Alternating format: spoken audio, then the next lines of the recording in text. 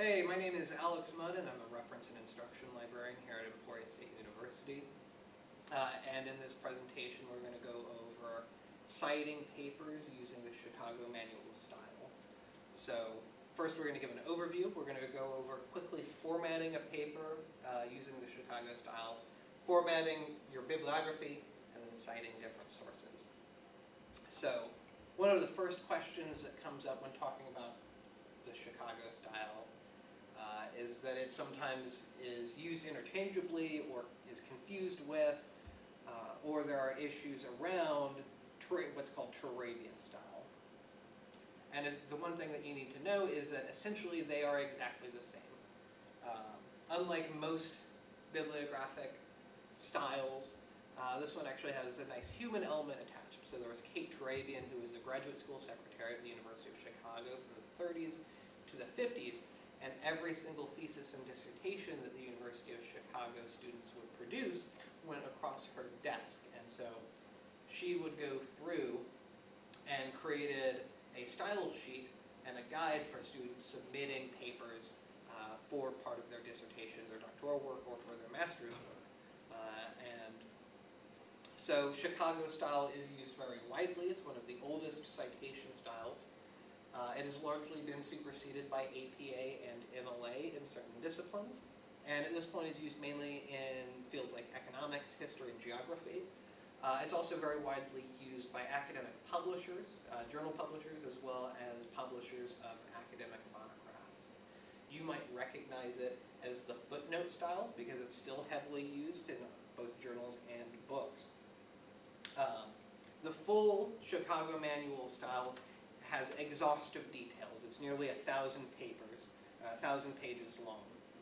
Meanwhile, Turabian is this much more condensed version, relatively speaking, and it is geared much more towards students and writers of academic research papers, whereas the Chicago Manual style is designed for people publishing in an academic journal or writing a monograph.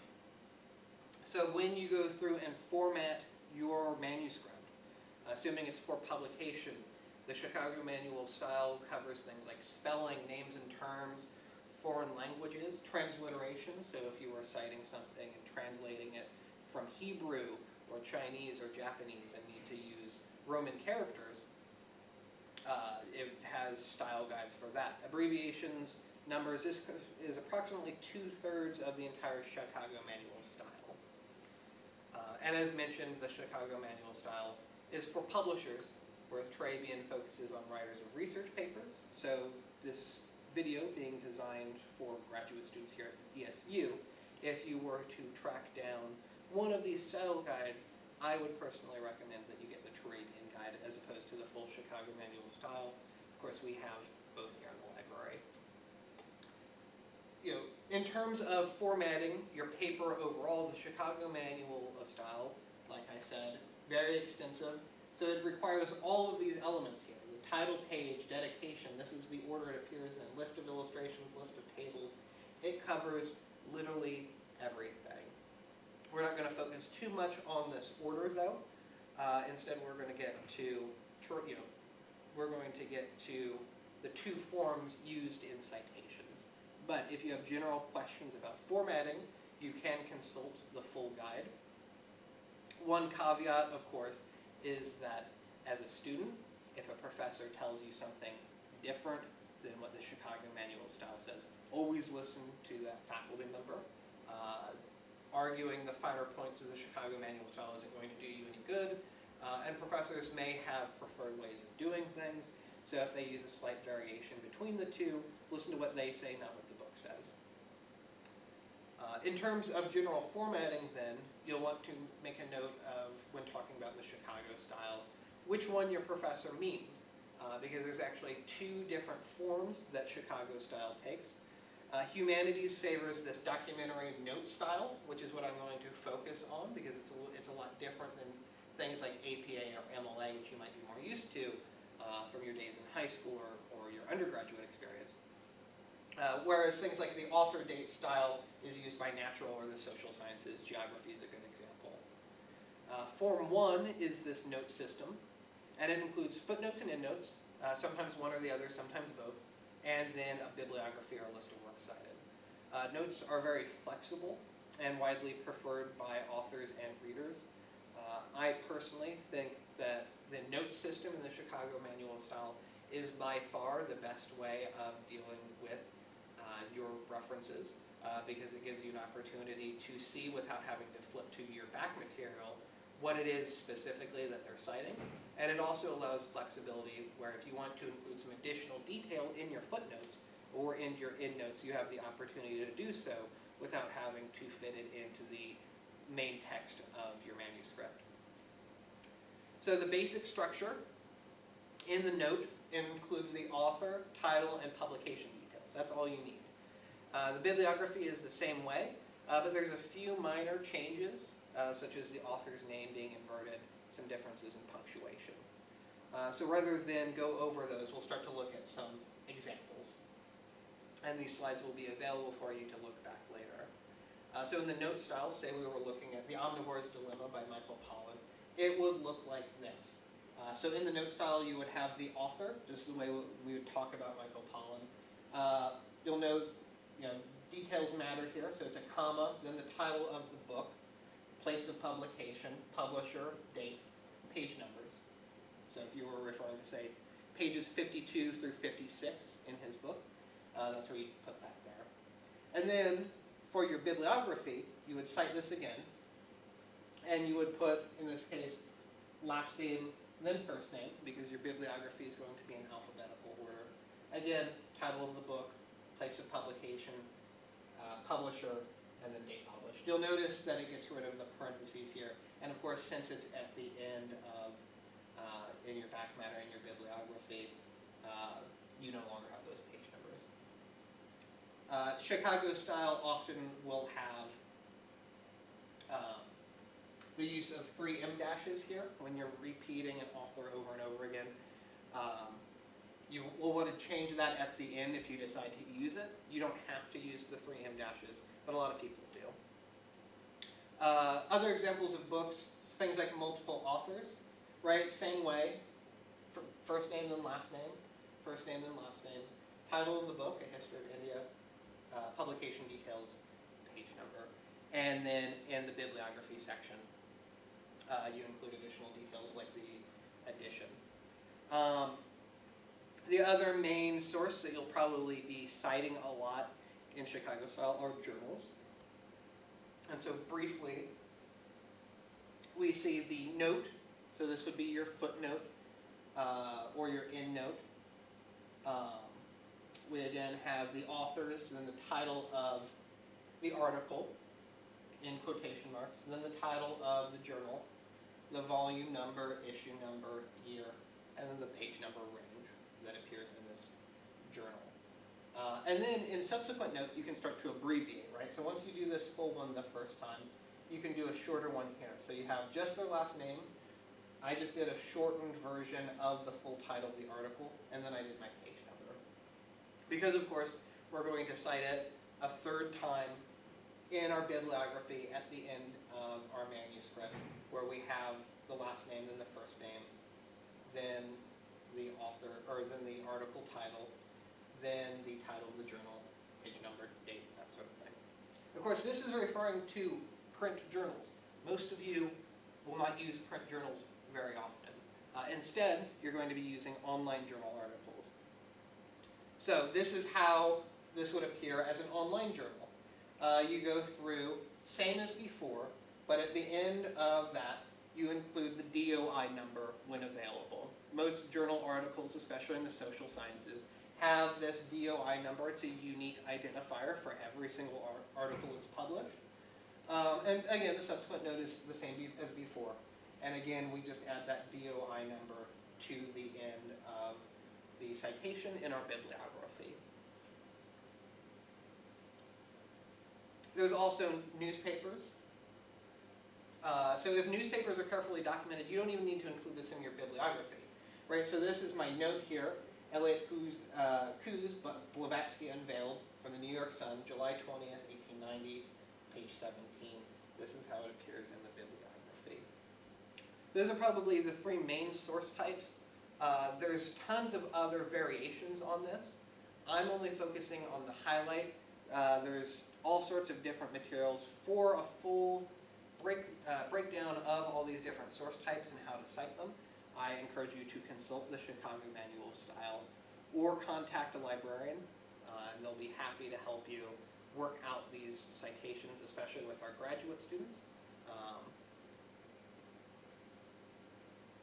Of course, finally, online sources, something that you're going to use a lot.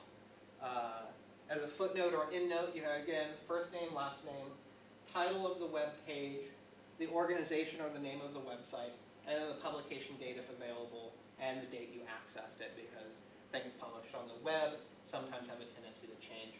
And then again, in your bibliographic entry at the end, you'll have the last name, first name, title of web page in quotes, publishing organization or name of website in italics, and then the publication date or the date last accessed. As I mentioned, there are two types of Chicago style. The other one is the author date system, less widely used than the note system. In text, right, so we do this in text citation, which you might be used to if you wrote a paper for a composition class. You have the author's last name and then the date, and then your reference list entry here starts to change a little bit. Again, you have last name, first name, but if you'll notice, the date of publication moved up. It used to be at the end here, and author date system it has moved up. Then you have the title of the book in this case, and the publisher. So rather than go through, I actually have, I pulled up a dissertation or a master's thesis. And so as we go through, as you start to write your manuscript, your thesis that you're working on, or your paper for your class, I think it's helpful to start to look at examples. So we can go through and start to see, when we put together our paper, elements start to look a little different. First, we have a title page. So we have here the Sphinx of the 19th century, Helena Blavatsky's Syncretism in Britain, 1887-1891. In this case, this is a thesis, so it's where it was presented to. If this was a class for a paper, you probably wouldn't include that. So this one has, some other information up front. This is the signature page for the candidate for the master's level. There's an acknowledgement there. Full disclosure, this is my wife's master's dissertation, so I do have an acknowledgement in there, which I appreciate.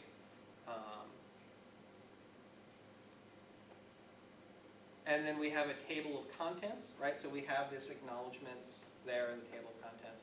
And then we have chapter by chapter what's included, and then the bibliography. And as we go through, we can start to see, again, the title of the chapter up here, and it's numbered in this case. We see our first footnote or endnote here, right? And so we can see how it's stylized here in the text of the document. When you're working in Word, as you go through, you can go to this References tab here, and this is where you finally get to use that Insert Footnote button that is available. And as I go through, if I wanted to, I could insert the footnote, and now I have the option to put in a new footnote, and that's where I would do my footnote as following the rules set out by the Chicago Manual of Style. And the nice thing about using these footnotes also is that it automatically numbers everything for you, so you don't have to worry about that.